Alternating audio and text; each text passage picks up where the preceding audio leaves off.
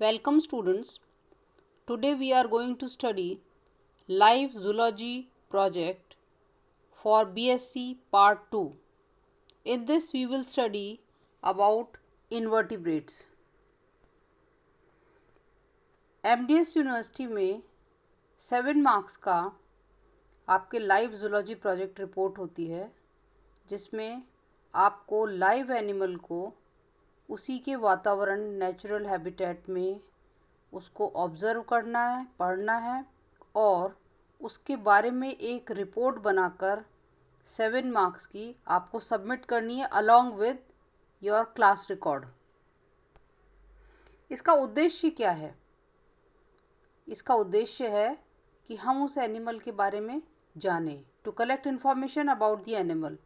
ये जानकारी हम 2 जगह से ले सकते हैं, बुक्स के द्वारा या इंटरनेट के द्वारा। फिर है to study local invertebrate fauna in their natural habitat, प्राकृतिक वातावरण में, लैब में नहीं। और ये ऑब्जर्वेशन करीब 15 दिन तक 10 से 15 मिनट आपको करना है। इस ऑब्जर्वेशन के लिए आपको कुछ आवश्यक फोटोग्राफ्स, आप चाहो तो एनिमल की उसके प्राकृतिक वातावरण में ही ले सकते हैं, जो आप अपने प्रोजेक्ट रिपोर्ट के साथ लगा सकते हैं। To have knowledge about their life cycle and life span, जब हम किसी जंतु को उसके प्राकृतिक वातावरण में पढ़ते हैं, देखते हैं, तो हमें उसकी लाइफ साइकिल के बारे में और उसकी उम्र कितनी है। जैसे इन्वर्टिब्रेट्स की ज़्यादातर एनिमल्स की उम्र बहुत कम है, लगभग 1 साल के आसपास या उससे भी कुछ महीने भी है कईयों की। उसके बारे में जानकारी होगी तो हमें उससे संबंधित बहुत फ़ायदे हैं। To have knowledge about their economic importance, कुछ इन्वर्टिब्रेट्स हमारे लिए बहुत फ़ायदेमंद हैं, जैसे कि सिल्कवर्म है, उससे सिल्क बनता है। केचुआ अर्थवर्म है, वो हमारे आजकल ऑर्गेनिक फार्मिंग हो रही है और उस ऑर्गेनिक फार्मिंग में हम केचुए का बहुत उपयोग कर रहे हैं। अगर इसके बारे में जानकारी होगी तो हम अपने खेतों में भी इसका उपयोग बहुत अच्छे से कर सकते हैं। फिर मधुमक्खी पालन की भी आजकल प्रोफेशनल जानकारी होने पे इसकी लाइफ साइकिल जानेंगे तो हम भी इसको अपने काम में ले सकते हैं। फिर है जैसे बटरफ्लाई है, हमें पता होना चाहिए कि बटरफ्लाइज पॉलिनेशन में मदद करती हैं, तो इस प्रकार से वो हमारे लिए यूज़फुल हो सकती हैं। To know about them so that we have compassion for all living things, जीव दया, यानी अगर हम इन एनिमल्स को जानेंगे तो हम उनके प्रति दया का भाव रखेंगे और ज़बरदस्ती अपने मनोरंजन के लिए उन्हें नष्ट नहीं करेंगे, जब तक कि उनकी संख्या इतनी ना हो जाए कि वो हमारे लिए हानिकारक हो जाएं। तब भी हम उनकी संख्या को कंट्रोल कर सकते हैं, लेकिन पूर्णतया नष्ट नहीं करेंगे। फिर prepare a note of these observation along with diagrams, photographs and submit along with practical record. हम अपने प्रोजेक्ट रिपोर्ट में जो भी उनसे संबंधित आवश्यक जानकारी है, आवश्यक फोटोग्राफ्स हैं, हम अपने जहां उनको ऑब्ज़र्व करेंगे वहां अपने मोबाइल से या कैमरे से उनकी फ़ोटोग्राफ भी ले सकते हैं, जो प्रोजेक्ट रिपोर्ट के अंदर साथ में लगानी है। अब इसके लिए कंटेंट्स क्या क्या होंगे?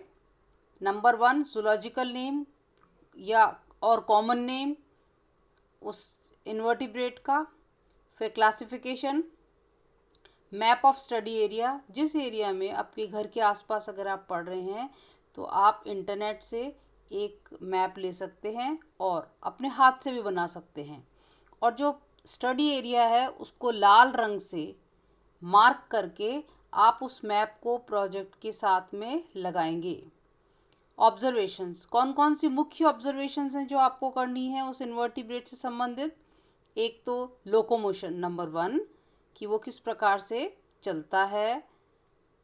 फूड एंड फीडिंग, वो क्या भोजन लेता है और पाचन तंत्र कैसा है। रेस्पिरेशन एंड एक्सक्रीशन कैसा है। सर्कुलेटरी सिस्टम कैसा है। रिप्रोडक्शन, ये बहुत इम्पॉर्टेंट है क्योंकि रिप्रोडक्शन से हम उसकी लाइफ साइकिल के बारे में, लाइफ स्पैन के बारे में जानेंगे। और लाइफ स्पैन के अंदर कुछ जीव जो हैं वो एग लेइंग होते हैं, कुछ के अंदर लार्वा और प्यूपा दोनों स्टेजेस होती हैं। तो अगर कोई हानिकारक जीव है तो उसको लार्वल स्टेज पे भी हम ख़त्म कर सकते हैं। जैसे कि मॉस्किटो, जब मलेरिया होता है तो हम कहते हैं कि जहाँ पानी इकट्ठा है वहाँ पर दवाई का छिड़काव कर दो तो मॉस्किटो की संख्या कम हो जाएगी। फिर है इकोनॉमिक इम्पोर्टेंस। तो अगर हम किसी इन्वर्टिब्रेट के बारे में जानेंगे तो वो हमारे लिए कितना फ़ायदेमंद है या नुकसानदायक है, इसकी जानकारी होगी तो हम उससे संबंधित अपने जीवन में उस इन्वर्टिब्रेट को और आगे बढ़ा सकते हैं। जैसे कि अगर आपको पता है कि सिल्क वर्म सिल्क बनाता है तो आप उनको और संख्या में बढ़ा के रखेंगे। बी है मधुमक्खी, वो शहद पालन में बड़े बड़े छत्ते लोग पालते हैं और प्रोफेशन की तरह इसको अपनाते हैं। एम ऑफ योर स्टडी, जब हम उद्देश्य क्या है इसको पढ़ने का, एक तो उद्देश्य ये है ही कि इकोनॉमिक इम्पोर्टेंस पता हो। फिर कुछ उद्देश्य अलग भी हैं, जैसे बटरफ्लाइज हैं तो वो बटरफ्लाइज क्या ऐसा काम करती हैं कि हम उन्हें नष्ट ना करें।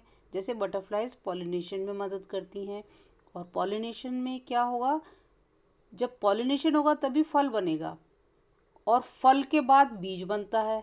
तो उस प्लांट की आगे ग्रोथ तभी होगी जब बटरफ्लाइज उसके अंदर या वास्प उसके अंदर मदद करेंगे। 7th पॉइंट है a note on conservation of invertebrate fauna. Invertebrates को हम कैसे संरक्षित रख सकते हैं।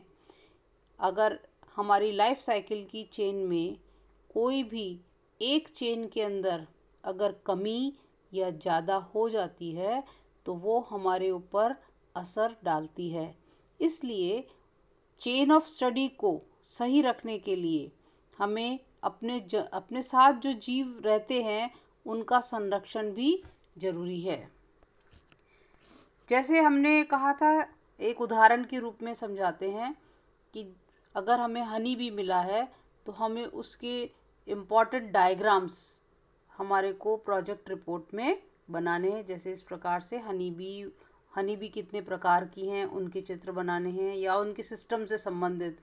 मैप ऑफ स्टडी एरिया है, तो जो मैप जिस एरिया में हम रहते हैं, मान लो आप तालाब के नज़दीक रह रहे हैं, वहाँ आपका घर है, तो आप एक छोटा आप मैप ले सकते हैं इंटरनेट से और एक रेड कलर से उस एरिया को मार्क कर दीजिए जिस एरिया में आपने अपने इन्वर्टिब्रेट फौना को पढ़ा है। फिर कौन कौन से एनिमल्स हैं जो इन्वर्टिब्रेट्स कॉमनली हमारे घर के आसपास पाए जाते हैं। जैसे हाउस फ्लाई है, कॉकरोच है, टर्माइट है, अर्थवर्म है, हनी बी है। कहीं छत्ता बना हुआ है तो आप उसका फोटोग्राफ लगा सकते हैं।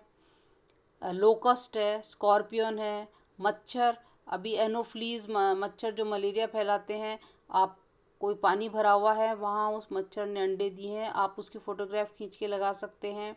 बटरफ्लाइज है, उनकी फ़ोटो लगा सकते हैं। स्पाइडर, एंट, वास्प, मधुमक्खी, ड्रैगन फ्लाई, सेंटीपीड जिसको कनखजूरा बोलते हैं आपके घरों में पाया जाता है। लीच खेतों में बहुत कॉमन है इन दिनों में। इस प्रकार से हम देखेंगे कि हम अपनी प्रोजेक्ट रिपोर्ट के अंदर जब सबमिट करेंगे उससे पहले आपको उसमें फ़ोटोग्राफ्स, ज़रूरी जानकारियाँ और खुद की खींची हुई फ़ोटोग्राफ्स लगा करके एक रुचिकर प्रोजेक्ट जिसमें सारी जानकारियाँ हों आपको अपने प्रैक्टिकल रिकॉर्ड के साथ सबमिट करवानी है। थैंक्स।